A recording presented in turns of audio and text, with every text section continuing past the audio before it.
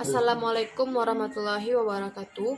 Perkenalkan, nama saya Indri Widya Putri, NIM 200877127. Baiklah, saya akan membahas yang pertama tentang struktur otot pada manusia. Adapun struktur sistem otot manusia diantaranya yaitu 1. Tendon. Tendon merupakan jaringan ikat fibrosa atau tidak elastis yang tebal dan berwarna putih yang menghubungkan antara otot rangka dengan tulang. Urat-urat ini berupa serabut-serabut simpai yang putih, berkilap dan tidak elastis. Apneuroses merupakan lembaran-lembaran yang datar atau simpai dari jaringan fibrus dengan tujuan untuk memuat kelompok-kelompok otot dan ada saatnya membawa sebuah otot dengan bagian yang menggerakkannya. Kedua, fascia. Fascia merupakan suatu jaringan ikat yang merupakan gabungan dari jaringan fibrus dan areolar yang membungkus dan juga menghimpun otot menjadi satu. Setiap fasciculus yang dipisahkan oleh jaringan ikat yaitu perimysium. Di dalam fascicle, endomysium mengelilingi satu berkas sel otot. Di antara endomysium dan berkas serat otot tersebar sel satelit yang berfungsi untuk perbaikan jaringan otot yang telah rusak. Pada bagian-bagian tertentu, seperti dalam telapak tangan, fascia tersebut sangat padat dan juga kuat. Contohnya yaitu fascia palmaris dan fascia plantaris. Sarkolemma atau membran sel atau serat otot dan sakroplasma yaitu adalah unit struktural dari jaringan otot yang berdiameter 0,01 mm dengan panjang 1-40 mm yang melapisi suatu sel otot dan fungsinya sebagai pelindung otot. Besar serta jumlah jaringan terutama dengan elastis yang akan meningkat sejalan dengan penambahan usia. Setiap satu serat otot dilapisi oleh jaringan elastis yang tipis disebut dengan sarkolemma. Protoplasma serat otot yang berisikan materi semi cair yang disebut dengan sarkoplasma. Di dalam matriks serat otot terbenam unit fungsional otot yang berdiameter 0,01 mm yang disebut dengan myofibril. Myofibril yaitu serat-serat yang terdapat di dalam otot. Di bawah mikroskop, myofibril akan tampak seperti pita gelap dan terang yang saling bersilangan. Pita gelap atau thick filament terbentuk oleh myosin. Pita terang atau thin filament yang dibentuk oleh aktin, troponin dan tropomyosin.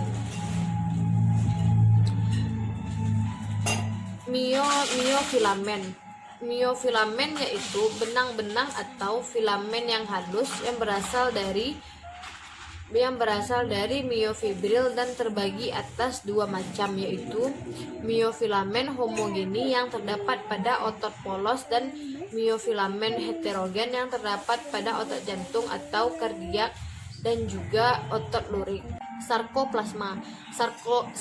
Sarkoplasma adalah sebuah cairan sel otot yang berfungsi untuk tempat di mana myofibril dan juga myofilamen berada. Retikulum sarkoplasma.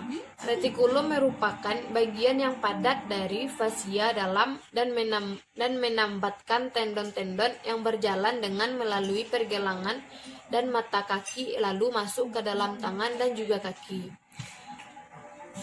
Jejaring kantung serta tubulus yang terorganisir pada jaringan otot. Tubulus itu yang sejajar dengan myofibril yang pada garis Z dan zona H bergabung dan membentuk kantung atau lateral sac yang terletak dekat dengan sistem tubulus transversal atau tubulus T. Tempat penyimpanan ion Ca2+, tubulus tubulus T akan mencapai saluran untuk berpindahnya cairan yang mengandung ion. Tubulus T dan juga retikulum sarkoplasma berperan dalam metabolisme, eksitasi, dan juga kontraksi otot. Mioglobin adalah pigmen yang terdapat pada otot yang berguna sebagai pengikat oksigen.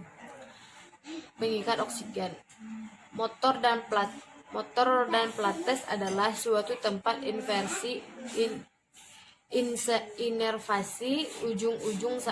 ujung-ujung saraf pada otot. Dan selanjutnya saya akan menjelaskan tentang klasifikasi otot pada manusia. Jaringan otot tersusun atau sel-sel otot yang fungsinya menggerakkan organ-organ tubuh. Kemampuan tersebut disebabkan karena jaringan otot mampu berkontraksi.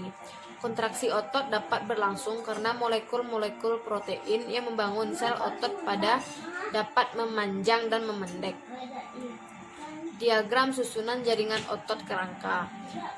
Dari keseluruhan otot sampai tingkat molekuler.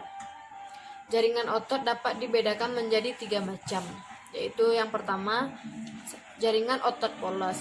Jaringan otot polos mempunyai serabut-serabut atau fibril yang homogen sehingga bila diamati di bawah mikroskop tampak polos atau tidak bergaris-garis. Otot polos berkontraksi secara refleks dan di bawah pengaruh saraf otonom. Bila otot polos dirangsang, reaksinya lambat. Otot polos terdapat pada saluran pencernaan, dinding pembuluh darah, dan saluran pernafasan. Jaringan otot lurik. Nama lainnya adalah jaringan otot kerangka, karena sebagian besar jenis otot ini melekat pada kerangka tubule. Kontraksinya menurut kehendak kita di bawah pengaruh saraf sadar. Dinamakan otot lurik karena bila dilihat di bawah mikroskop tampak adanya garis gelap dan terang, berselang-seling melintang di sepanjang serabut otot. Oleh sebab itu, nama lain dari otot lurik adalah otot bergaris melintang. Kontraksi otot lurik berlangsung cepat bila menerima rangsangan, berkontraksi sesuai dengan kehendak dan di bawah pengaruh saraf sadar. Fungsi otot lurik untuk menggerakkan tulang dan melindungi kerangka dari benturan keras. 3. Jaringan otot jantung atau miokardium. Jaringan otot ini hanya terdapat pada lapisan tengah dinding jantung. Strukturnya menyerupai otot lurik. Meskipun begitu, kontraksi otot jantung secara refleks serta reaksi terhadap rangsang lambat. Fungsi otot jantung adalah untuk memompa darah keluar jantung. Soal nomor 2, yaitu mekanisme kontraksi otot. Kontraksi otot adalah keadaan saat otot menegang dan memendek sehingga kemudian dapat menggerakkan tulang atau rangka tubuh. Lalu relaksasi itu kebalikannya. Relaksasi adalah kondisi ketika otot kembali dan memanjang. Jangan lupa, kontraksi sama dengan memendek, relaksasi sama dengan memanjang. Dan otot yang membuat rangka bergerak disebut dengan otot rangka. Unit fungsional dari otot rangka disebut dengan sarkomer yang tersusun oleh aktin dan miosin. Mekanisme kerja otot. Aktin adalah protein membentuk filamen halus. Aktin ini ada 2 untai. Di dalam aktin ada protein, troponin, dan tropomyosin. Selain itu, juga ada sisi untuk peningkatan miosin. Kalau miosin adalah protein pembentuk filamen tebal yang bertugas menarik aktin ketika kontraksi otot terjadi. Jadi mereka bekerja sama supaya kita bisa bergerak. Selain aktin dan miosin, sarkomer ini memiliki daerah-daerah lain di dalamnya. Ada 4 daerah, namanya pita I, pita A, zona H, dan garis Z. Pada pita I hanya ada aktin di dalamnya, sementara itu pita A memiliki aktin dan miosin sekaligus. Lalu zona H hanya memiliki miosin saja, dan garis Z itu penghubung antar sarkomer. Baiklah, hanya itu yang bisa saya sampaikan. Kalau ada salah penyampaian atau salah materi, mohon maaf. Saya akhiri dengan Assalamualaikum warahmatullahi wabarakatuh.